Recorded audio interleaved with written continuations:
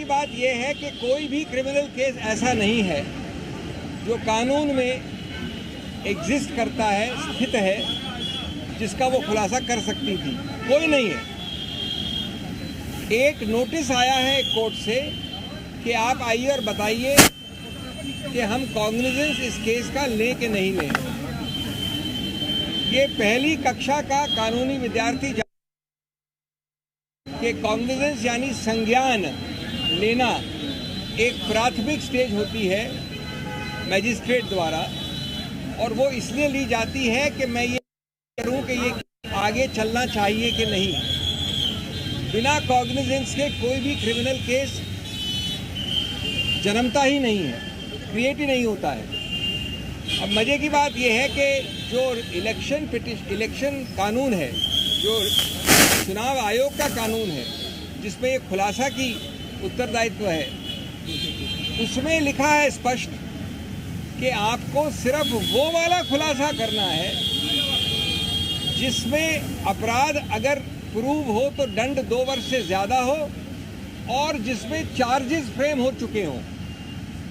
ये कानून में लिखा है सेक्शन 33A में, जो हमको पढ़ने की आवश्यकता नहीं है। उसका उत्तरदायित्व, उसका कर्तव्य है आरओ को देखने की।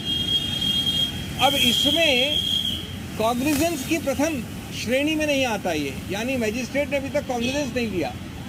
अगर और जब वो उनको सुनने के बाद, मिस मीनाक्षी नटराजन को सुनने के बाद कॉग्निजेंस लेंगे, संज्ञान लेंगे, उसके बाद तहकीकात होगी, तहकीकात के बाद चार्जशीट होगी अगर हुई, और चार्जशीट के बाद चार्जेस फ्रेम होंगे। यानी 3 आगे के अभी तक हिस्से बचे हैं। प्राथमिक हिस्सा संज्ञान का नहीं हुआ और आरओ ने मान लिया कि ये एक क्रिमिनल केस पेंडिंग है। ये जैसा मैंने कहा 2+2 को 7 लिखने वाली गलती है। इसके अलावा हमने कई मुद्दे और रखे और कहा कि इस प्रकार की एक बेहूदी गलती के कारण कोई भी राज्यसभा का नामांकित व्यक्ति शुरुआत में ही निरस्त नहीं किया जा सकता।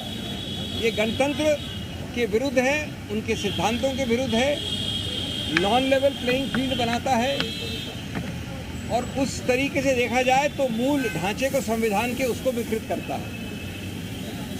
आप पहले ही किसी को रेस से हटा देते हैं जिससे कोई चुनाव ही ना हो। उन्होंने ये बातें सुनी, हमने और भी कई दलीलें रखे और उसमें हमने अंतिम में कहा कि आपके पास ये पूरा अधिकार क्षेत्र है, यानी चुनाव आयोग के पास। ये कहने की आवश्यकता नहीं है कि आप जाइए कोर्ट या 3, 4, 5 साल तक दूसरा गलत व्यक्ति चुनावित हो जाए, ये पहली बार हट जाए, 3 साल 4 साल बाद आप आइए चुनाव याचिका में जाके। आपके पास यानी चुनाव आयोग के पास ये पूर्ण रूपेण अधिकार क्षेत्र है। आरओ जो आपका एक एक्सटेंशन है, उसके निर्णय को रिवर्स कर दें। अधिकार क्षेत्र है कि आप आरओ जो आपका एक एक्सटेंशन है, उसके निर्णय को रिवर्स कर दें।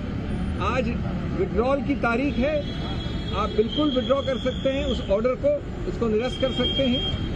आपने हरियाणा में जब 2 व्यक्तियों को गलत रूप से रिजेक्ट किया गया था या करा जा रहा था, तो आपने हस्तक्षेप करके उसको सही किया था। आपने गुजरात में जो बैलेट कास्ट हो गए थे, उनको भी फिर ठीक करने का प्रयत्न किया है।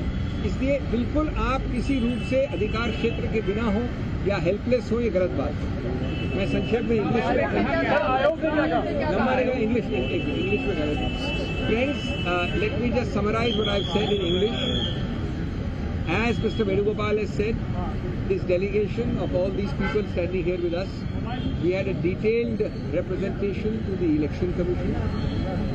We have told him, we have told them, and we have demonstrated according to us, beyond doubt and beyond any matter of controversy, that the RO has passed a perverse order, a order akin to writing 2 + 2 = 7, not 5.